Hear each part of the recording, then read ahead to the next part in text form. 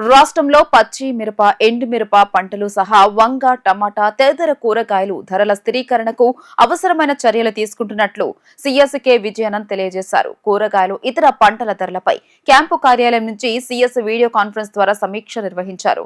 మార్కెట్లో రైతులకు అందుతున్న ధరల వివరాల గురించి అధికారులను సీఎస్ అడిగి తెలుసుకున్నారు. రైతులకు కనీస ధర వచ్చేలా చూడటంతో పాటు వినియోగదారులకు కూడా కనీస ధరలకు అందుబాటులో ఉంచాల్సిందిగా ఆదేశాలు జారీ చేశారు. ఈ సందర్భంగా సీఎస్ విజయానంద్ మాట్లాడుతూ ధరల హెచ్చుతగ్గులను పర్యవేక్షిస్తూ రైతులకు, వినియోగదారులకు ఇబ్బందులు లేని రీతిలో ధరలు ఉండేలా చూడాలని సీఎస్ అన్నారు.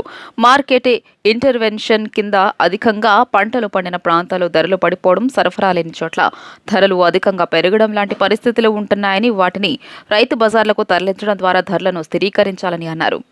అగ్రివాస్తో పాటు రియల్ టైం గవర్నెన్స్ అనుసంధానంతో ఎప్పటికప్పుడు కూరగాయల ధరలను పర్యవేక్షించాలని ఆదేశించారు. ప్రస్తుతం సుబాబుల్ టన్నుకు 5,400 రూపాయలు, యూకలిప్టస్ టన్నుకు 4,400 రూపాయల వరకు కనీస మద్దతు ధర లభిస్తోందని అధికారులు సీఎస్కు వివరించారు. అలాగే రాష్ట్రంలోని అన్ని రైతు బజార్లను సబ్జీ కూలర్లు ఏర్పాటు చేయాలని సీఎస్ ఆదేశించారు.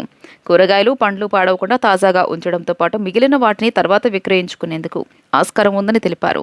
త్వరలోనే 59 సబ్జీ కూలర్లను రాష్ట్రంలోని అన్ని రైతు బజార్లలో ఏర్పాటు చేస్తున్నట్లు అధికారులు సీఎస్కు వివరించారు.